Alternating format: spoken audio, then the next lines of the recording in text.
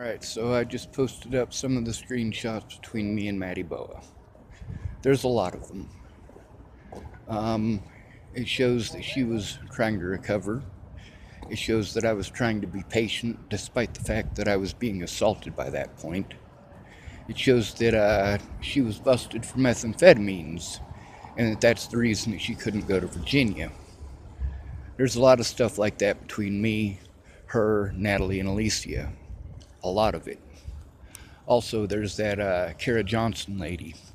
There's some stuff that I'm going to be posting up, hopefully, the stuff between Kara Johnson, some of the things that she was doing in posts while she was pretending to be friends with me, the way that she was manipulating the situation between Shelly and I, the way that Shelly was manipulating the situation, the way that Danica was manipulating the situation, and the fact that they decided not to be my friends when I said I wanted Alicia Bollinger in jail.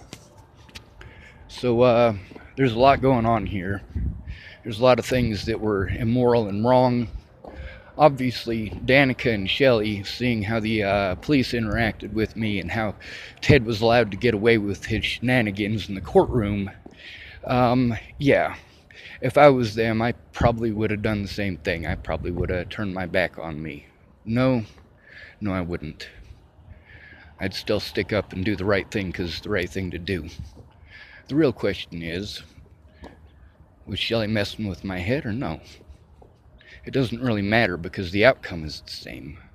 Somebody has to speak out against this brutality across the United States. Boulder just happens to be ground zero for my personal story. Now, there is a lot going on. There are thousands of screenshots, and I need somebody who is a lawyer to, well, actually give a shit. They did everything that they could to destroy my name, prevent me from having an honest day in court, prevent me from showing evidence. Meanwhile, slandering my name. Slander was allowed in the courtroom. They didn't question it. My lawyer didn't even try.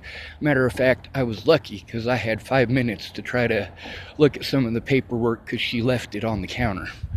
So they came and took that from me because apparently I'm not allowed to look at it. But the fact is, these people did a lot of shady stuff and would not do their jobs. The police put Shelly at risk back in January of last year.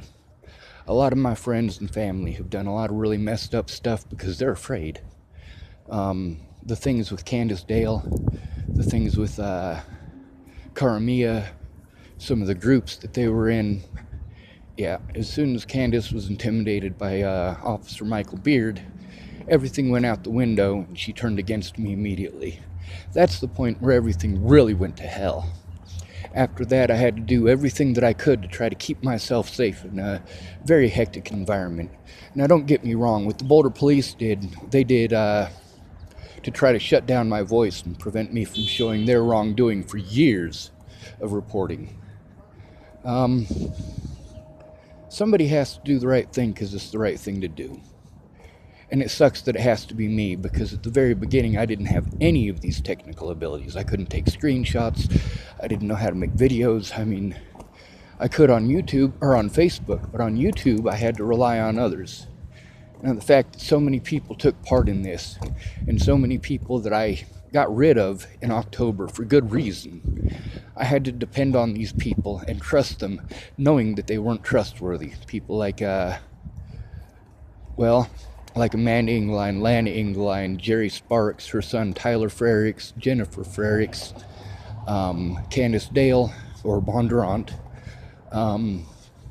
These are all people who, they're weekend warriors. When they realized that I was telling the truth, they pretty well went to hell. They're afraid, and they should be. Of course, they should be more afraid of me exposing them because that's what I do. If you're going to be predatory, I will expose you, and what they did is predatory. When you gang up on somebody in the terrible fashion that they did, well, you did do something wrong. Now, more recently, I've been having a lot of issues with paranoia because I am paranoid of everybody. Karamia, Layla Johnson, all of these web crazies that were playing head games, well, they did a damn good job. Then there's people like Dan Faber who didn't want to get to know the situation. He just wanted to assume the right and wrong based on who it was that was saying it. He didn't bother to look at any of the information or hear the story. He just thought that he could throw money at it, and that meant that he gets to throw his opinion in, whether it's right or wrong. And really, if you're going to throw your opinion in, you should look at all of the facts. You should listen to both sides of the story. And that's the issue here. Only one story got to be told. Well, actually, that's not true. Hundreds of people got to take part in threatening, harassing, intimidating, and assaulting me. Now, that bullying in those Facebook groups, that's slander and libel. Libel that I was assaulted for on multiple occasions. Destroyed my reputation, destroyed my name, and made it so people did not want to hear my voice. That doesn't matter. I am still going to speak because somebody has to. Now, Katie Cahill. I'd like to post up everything from her. I'd like to post up everything from Mandy Hughes. I would like to post up everything from Alyssa. There are hundreds of people who, their stuff was erased. The information between us was erased. The evidence between us was erased. And that's not acceptable. The fact that it happened to so many people goes to show that when the police gained access to my Facebook back in January of last year, they've been messing with it ever since. Now, officers across the board have taken part in this, across the state of Colorado. It's because standard procedure is to try to shut somebody down and paint your officers as good guys. They're not.